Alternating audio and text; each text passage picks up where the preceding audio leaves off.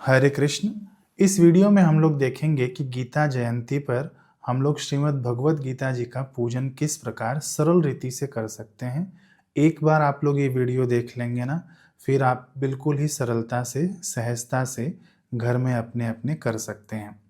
ये मोक्षदा एकादशी के दिन श्रीमद् भगवत गीता जी का पूजन किया जाता है। देखिए, मैंने एक टेबल के ऊपर चुनरी बिछा रखी है और अच्छे से कपड़े वगैरह बिछा रखे हैं। आपके पास जो भी कपड़ा अवेलेबल हो, आप लोग उन कपड़ों का उपयोग कर सकते हैं। जो पूजा पाठ में आपने पहले भी उपयोग कर रखा है, उस कपड़े का भी उपयोग कर सकते हैं।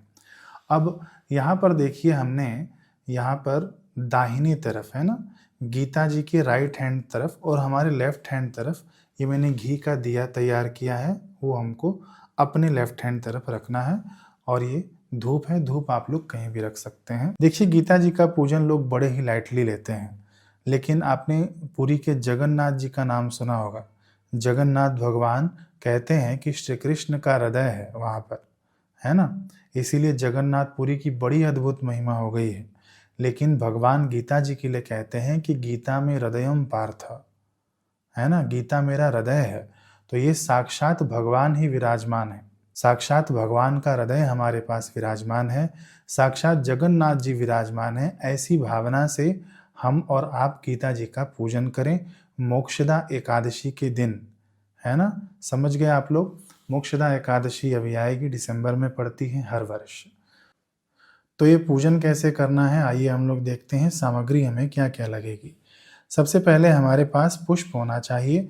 और ये देखिए, भगवान को तुलसी पत्र अति प्रिय है ना। और भगवान विष्णु जी के दौना का ये जो पत्ता है ना, वह बड़ा ही प्रिय है। दौना पत्ता आप मार्केट में पूछना, आपको मिल जाएगा। बहुत ही अद्भुत सुगंध आता है इसमें से। शास्त्रों में लिखा है कि यदि ये सूखा हुआ भी हो तो भी भगवान को ये चढ़ाया जा सकता है। और ये देखिए, तुलसी पत्र है। आप लोग कहेंगे कि मोक्षदा एकादशी है, एकादशी के दिन तुलसी पत्र नहीं तोड़ी जाती है। तो मैं आपको बता दूं कि एकादशी के दिन तुलसी पत्र तोड़ सकते हैं। शास्त्रों में इसका निषेध नहीं है। ये गलत भ्रांतियां फैलाई गई हैं कि एकादशी के दिन तुलसी पत्र नहीं तोड़ा जाता है।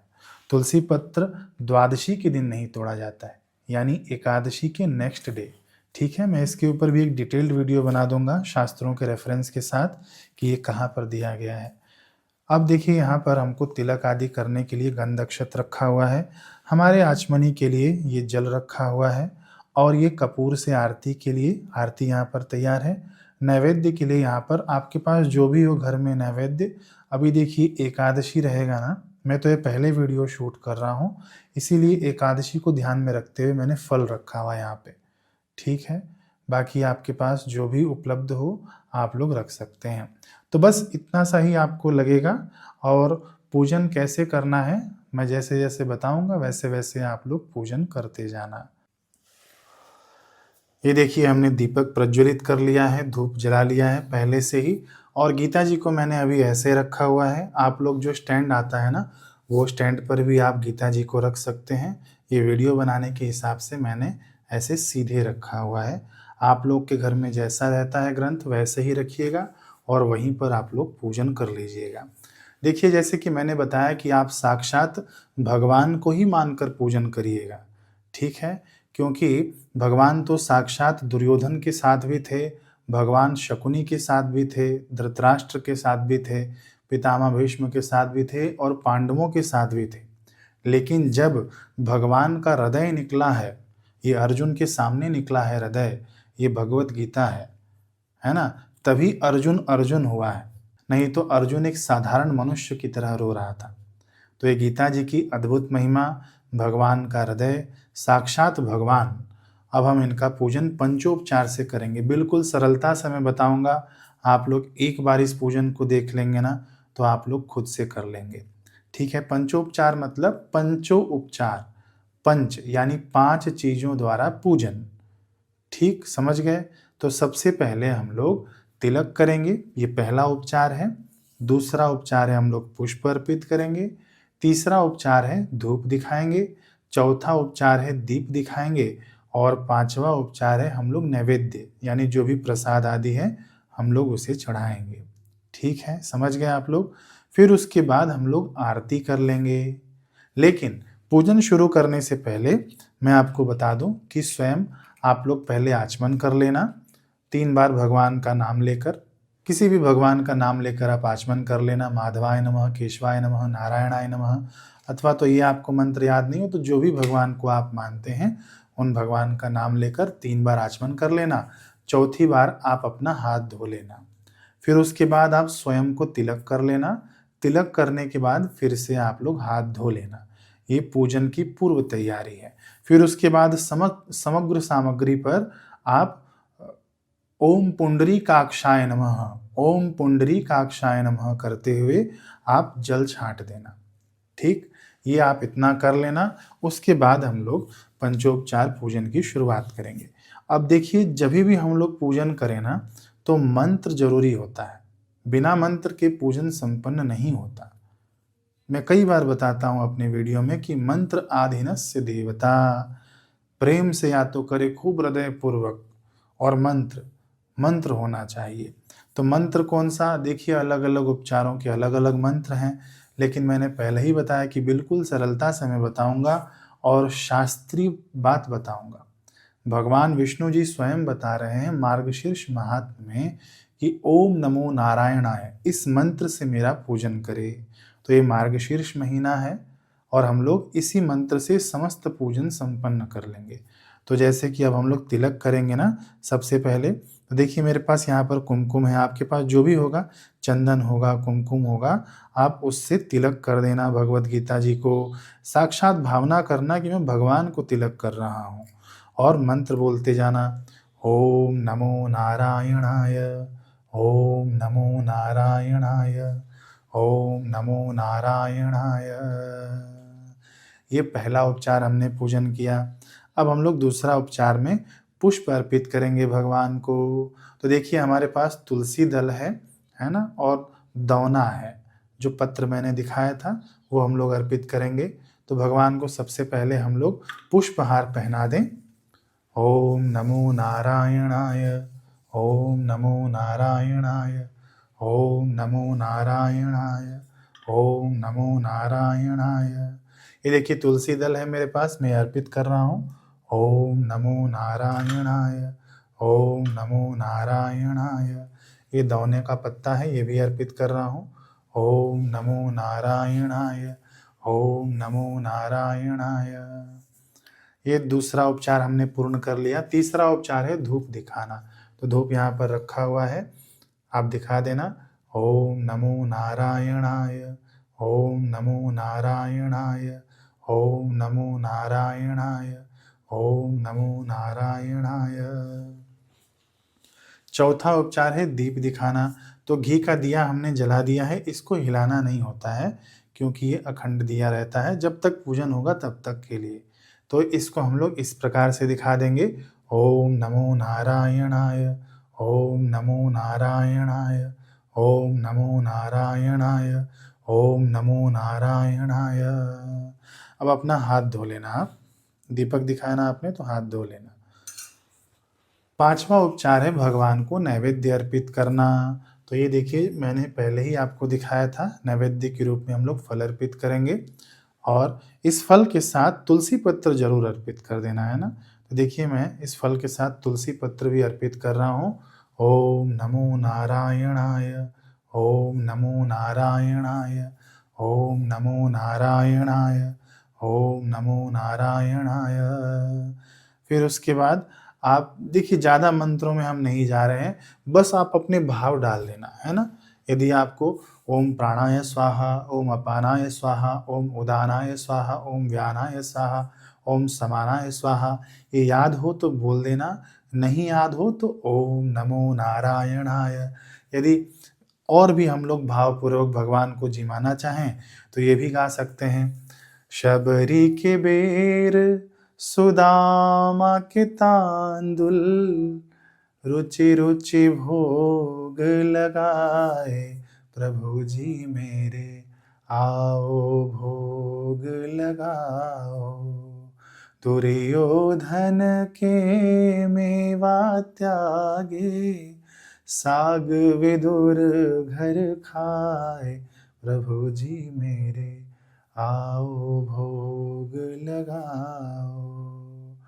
आओ रसिया मेरे मन बसिया, आओ आओ भोग लगाओ रसिया, आओ आओ भोग लगाओ रसिया। ये हमने पांचवा उपचार का पूजन कर दिया, ठीक है। अब आचमन के लिए भगवान के आगे एक बूंद जल टपका देना, फिर उसके बाद हस्त प्रक्षालन के लिए एक बूंद जल और टपका देना। तो ये हमने पंचोपचार द्वारा पूजन संपन्न किया। अब हम लोग आखिरी में आरती करेंगे, लेकिन आरती करने से पहले देखिए, गीता जी का मात्र पूजन कर लेने से, अगर अर्जुन भी होते ना, गीता जी का मात्र पूजन कर लेते तो उनका भी उद्धार नहीं होता। मैं सच्ची बात बता रहा हूँ, भले हम लोग पूजन कर रहे हैं, लेकिन गीता जी में लिखा क्या है, गीता जी की महिमा क्या है, ये जरूर हमें सुननी चाहिए। तो अभी हम लोग ना गीता जी के महात्म्य का श्रवण करेंगे, ठीक है। ये वीडियो आप लोग चला लेना पूजन करने के टाइम पे, ये महात्म्य सुन लेना, और महात्म्य सुनने के बाद ये हम लोग देखिए कपूर रखा हुआ है ना, उसकी आरती कर देंगे। तो पहले अभी हम लोग महात्म्य श्रवण कर लें, फिर उसके बाद हम लोग आरती कर लेंगे। श्रीमद् भगवद गीता जी का महात्म्य हम लोग श्रवण करेंगे। धरोवाच भगवन् परमेशान् भक्तिरव्यभिचारिणी, प्रारब्धं भुज्यमानस्य कथं भवति हे प्रभो।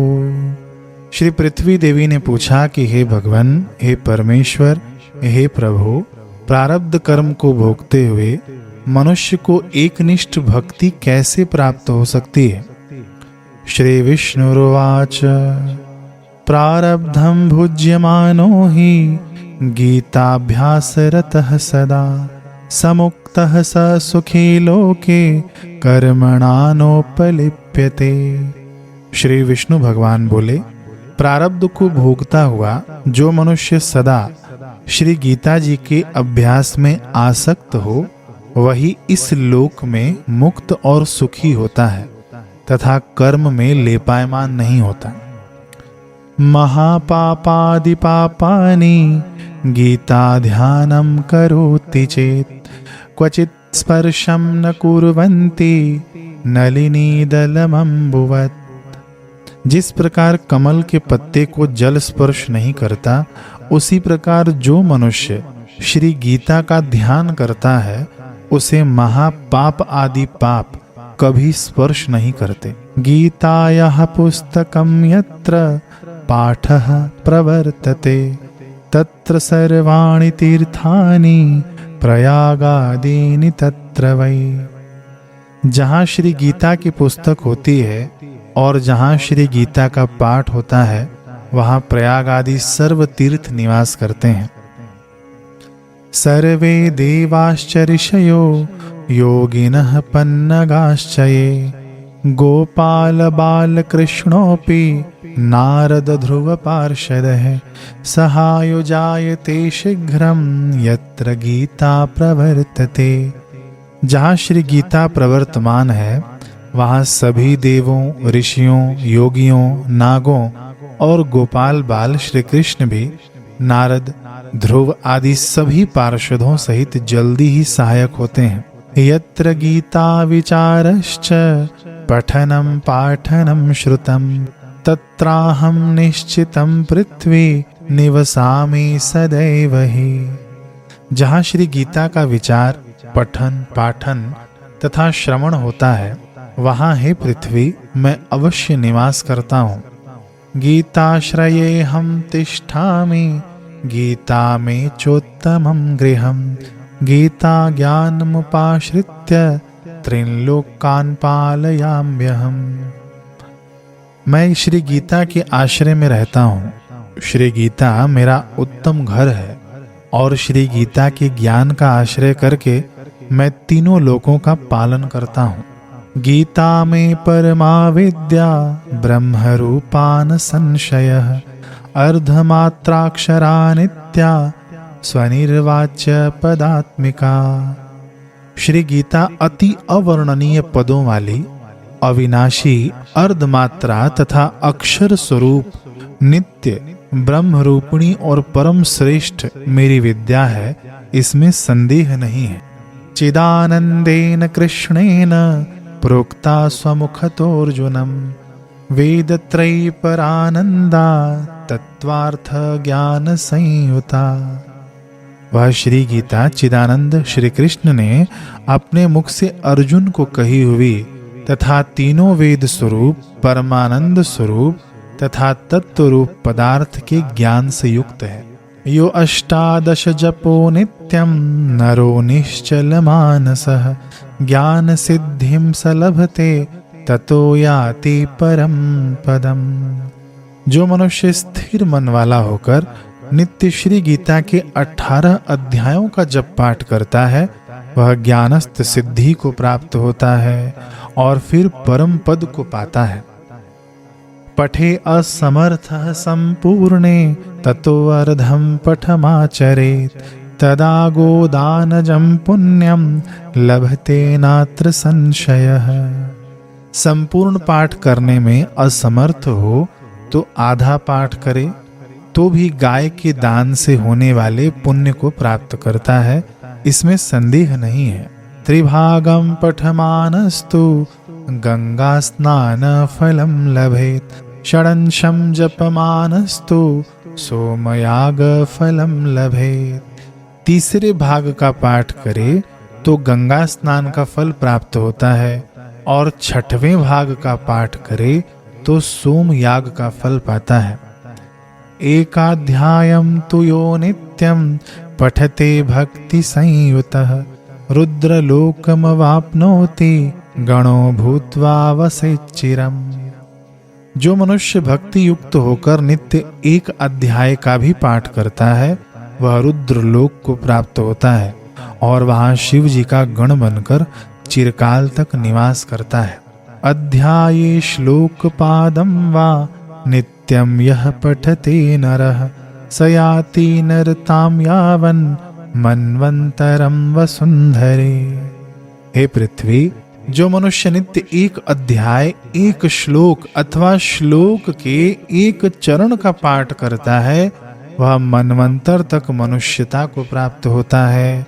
यानी यहाँ पर भगवान कहना चाहते हैं कि वह 84 लाख योनियों में नहीं जाता, अन्य योनियों से बच जाता है। कुत्ता, बिल्ली, घोड़ा, गधा आदि बनने से बच जाता है, वह मनुष्य मात्र में ही जन्म लेता है। गीता का एक छोटा सा श्लोक भी पढ़ लेने से आगे भगवान कहते हैं, गीताया श्लोक दशकम सप्त पंच चतुष्टयम द्वैत्रिनेकम तदर्धम वा श्लोकानां यः पठेन्नरः चंद्रलोकमवाप्नोति वर्षाणामयुतं ध्रुवम् गीता पाठ समायुक्तो मृतो मानुषतां व्रजेत्। जो मनुष्य गीता के 10, 7, 5, 4, 3, 2, 1 या आधे श्लोक का पाठ करता है, वह अवश्य 10,000 वर्ष तक चंद्रलोक को प्राप्त होता है। गीता के पाठ में लगे हुए मनुष्य की अगर मृत्यु होती है तो वह पशु आदि की अधम योनियों में न जाकर पुनः मनुष्य जन्म पाता है। गीताभ्यासं पुनः कृत्वा लभते मुक्तिमुत्तमाम् गीतेत्युचार संयुक्तो म्रियमाणो गतिं लभेत। और हाँ, गीता का पुनः अभ्यास करके उत्तम मुक्ति को पाता है। गीता ऐसे उच्चार के साथ जो मरता है वह सद्गति को पाता है। यानी मरते समय भी जिसके नाम से शब्द निकल गया गीता, तो वह भी भगवान बता रहे हैं कि सद्गति को पाता है। गीतार्थ श्रवणासक्तो महापापयुतोऽपि वा वैकुंठं समवाप्नोति विष्णुना सह मोदते। गीता का अर्थ सुनने में तत्पर बना हुआ मनुष्य महापापी हो तो भी वह वैकुंठ को प्राप्त होता है और विष्णु के साथ आनंद करता है। गीतार्थं ध्यायते नित्यं कृत्वा कर्माणि भूरिशः जीवन्मुक्तः स विज्ञेयो देहान्ते परमं पदम्। अनेक कर्म करके नित्य श्री गीता के अर्थ का जो विचार करता है, वह उसे जीवन मुक्त जानो। मृत्यु के बाद वह परम पद को पाता है। गीतामाश्रित्य बहवो भुभुजो जनकादयः निर्धूत कल्मषालोके गीतायातः परम पदम। गीता का आश्रय करके जनक आदि कई राजा पाप रहित होकर लोक में यशस्वी बने हैं और परम पद को प्राप्त हुए हैं। गीतायाः पठनं कृत्वा माहात्म्यं नैव यः पठेत् वृथा पाठो भवेत् तस्य श्रम एव युदारितः। श्री गीता का पाठ करके जो महात्म्य का पाठ नहीं करता है उसका पाठ निष्फल होता है और ऐसे पाठ को श्रम रूप कहा है। एतन्माहात्म्य संयुक्तम गीताभ्यासम करोति यः सततफलमवाप्नोति दुर्लभाम गतिमाप्नुयात्। इस महात्म्य सहित श्री गीता का जो अभ्यास करता है वह उसका फल पाता है और दुर्लभ गति को प्राप्त होता है। सूत उवाच माहात्म्यमेतद्गीताया मया प्रोक्तं सनातनं गीतान्ते पठेद्यस्तु यदुक्तं तत्फलं लभेत्। इस महात्म्य सहित श्री गीता जी का जो अभ्यास करता है वह उसका फल पाता है और दुर्लभ गति को प्राप्त होता है। सूत जी बोले, गीता का यह सनातन महात्म्य मैंने कहा। गीता पाठ के अंत में जो इसका पाठ करता है वह उपयुक्त फल प्राप्त करता है। इति श्री वाराह पुराणे श्रीमद् गीता महात्म्यम संपूर्णम। तो प्रेम से बोलिए कृष्ण कन्हैया लाल की जय। कितनी अद्भुत महिमा है गीता जी की। तो रोज हम लोग नियम ले लें कि एक श्लोक पढ़ेंगे, एक अध्याय पढ़ेंगे, अथवा तो अपने सामर्थ्य अनुसार आप सुन भी सकते हैं।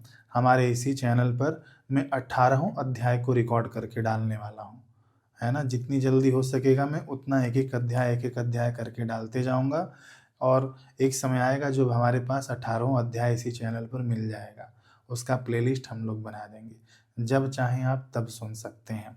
अभी हम लोग आखिरी में आरती करेंगे, तो आरती अभी मैं यहाँ से गाऊंगा। जय भगवद गीते मैया, जय भगवद गीते, हरिः कमल विहारिणी सुंदर सुपुनीते। ओम जय भगवद गीते। कर्म सुकर्म प्रकाशिनी कामासक्ति हरा, हमैया कामासक्ति हरा। तत्व ज्ञान विकाशिनी विद्या ब्रह्म परा। ओम जय भगवद गीते। निश्चल भक्ति विधायिनी निर्मल मलहारी, हाँ मैया निर्मल मलहारी। शरण सहस्य प्रदायिनी, शरण सहस्य प्रदायिनी, सब विधि सुखकारी। ओम जय भगवद गीते। राग द्वेष विदारिणी कारिणी मोद सदा, हाँ मैया कारिणी मोद सदा। भव भयहारिणी तारिणी परमानंद प्रदा। ओम जय भगवद गीते। असुर भाव विनाशिनी नाशनि तम रजनी, हाँ मैया नाशनि तम रजनी। दैवी सद्गुणदायिनी, दैवी सद्गुणदायिनी, हरि रसिका सजनी। ओम जय भगवद गीते। समता त्याग सिखावनी हरि मुख की बानी, हाँ मैया हरि मुख की बानी। सकल शास्त्र की स्वामिनी, सकल शास्त्र की स्वामिनी, श्रुतियों की रानी। ओम जय भगवत गीते। दया सुधा बरसावनी, मातु कृपा कीजे, हाँ मुझ पे मातु कृपा कीजे। हरिपद प्रेम दान कर अपनों कर लीजे। ओम जय भगवद गीते, हाँ मैया जय भगवद गीते। कर्पूरगौरं करुणावतारं संसारसारं भुजगेन्द्रहारं सदा वसन्तं हृदयारविन्दे भवं भवानी सहितं नमामि। मङ्गलं भगवान् विष्णु मङ्गलं गरुडध्वज मङ्गलं पुण्डरीकाक्ष मङ्गलाय तनो हरि। ये देखिए अभी आपकी आरती जब हम लोग कर लेना तो आरती को 3 बार हम लोग जल से प्रक्षालित करते हैं। नीचे रख के आप लोग करिएगा, मैं वीडियो में दिखाने के लिए ऐसे बता दे रहा हूँ। ऐसे 1 बार, 2 बार, ये तीसरी बार। इसको शीतलीकरण कहते हैं। ये प्रक्षालन करने के बाद आप आरती भगवान को दिखाना, पूरे घर भर में आप लोग दिखाना, खुद भी लेना। जो लोग पूजन में उपस्थित हों वे लोग भी ये आरती ले लेना। फिर यह आरती लाकर भगवान के आगे रख देना। जलती हो तो कपूर कम पड़ जाए ना आरती के टाइम पे तो कपूर आप लोग डालते जाना इसके अंदर। समझ गए आप लोग? तो ये हमारी आरती संपूर्ण हुई और इस प्रकार से आप लोग भगवद गीता जी का पूजन करिए। ये गीता जी का पूजन नहीं, मैं फिर से कह रहा हूँ, ये साक्षात भगवान का पूजन है। आपने गीता जी का पूजन कर लिया मानो आपने श्री जगन्नाथ जी का पूजन कर लिया। जगन्नाथ जी हृदय है ना, ऐसे ही भगवान का हृदय है गीता जी। गीता में हृदयम पार्थ। ऐसे वीडियोस के लिए आप लोग इस चैनल से जुड़े रहिएगा, औरों को भी जोड़िएगा और दोबारा मिलना होगा तो सब्सक्राइब करके जाइएगा। हरे कृष्ण।